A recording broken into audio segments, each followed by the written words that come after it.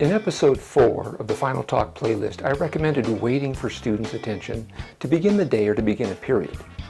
I also think it's a good idea to wait for attention when you're ready to start a lesson. Basically, you want to allow students the opportunity to come to attention on their own so that you don't always have to call for that attention.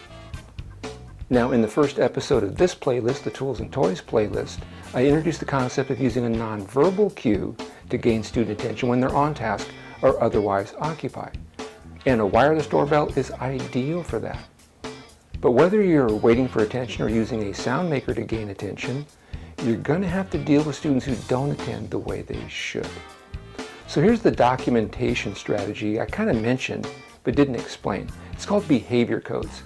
And you can find the full write-up in the 8 Great Ideas book in Chapter 7. You only need 2 things to get started with this strategy. Thing number 1 is a seating chart on a clipboard.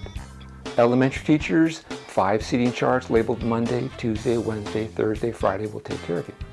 Secondary teachers, I'd recommend a 5-column grade sheet. This will allow you to keep a week's worth of information on one sheet of paper. And I recommend that you list your students in alphabetical order by their first name. That'll make it easier for you to find a name when you're scanning down that list. The other thing you need is a letter code. Now, the book talks about using multiple codes for multiple inappropriate behaviors, but we're going to give you a stripped-down version right now. And this is just targeted for the wireless doorbell. So let's use an A, the letter A, to indicate a student who didn't properly respond to the chimes. In this example, Calvin didn't properly respond to the sound of the chime. So I picked up the clipboard and I addressed it. Calvin, your attention please. And I'm going to write an A in his seating space as an indicator that he didn't come to attention on his own. And then I move on to what I was going to say.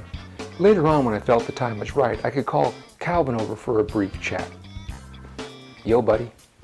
Not sure what you still don't get about the ding-dong, ding-dong. Seems pretty clear to me. Stop, look, listen.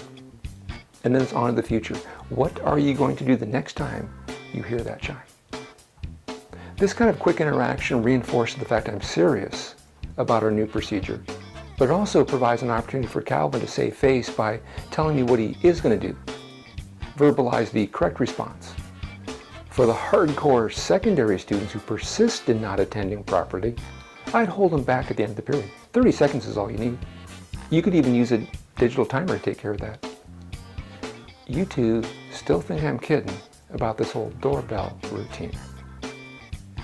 So why don't you stay here for 30 seconds, and when the time is up, you may leave. And I start the timer. Now I can walk away. I don't need to babysit them. I don't need to dialogue with them. I'd rather go greet students coming in to class for the new period. That's what I'd rather do. Before too long, responding to the doorbell properly becomes automatic. But that's only because I respond to inappropriate behavior with action. And behavior codes was by far the easiest and most effective way I could deal with inappropriate behavior in an action-based fashion. For the full explanation about codes, check out the 8 Great Ideas book. You can also find that chapter in the big book, which is the final book I wrote. It's a compilation of the first 4 books I wrote. Final thought, students may doubt what you say, they always believe what you do. Hey, thanks for watching. If you like what we're doing, give us a thumbs up down below. Maybe share a comment. And feel free to take these strategies to your site, maybe at a staff meeting, bring up one. You don't need me to share these ideas. You can do that all by yourself. Thanks for watching.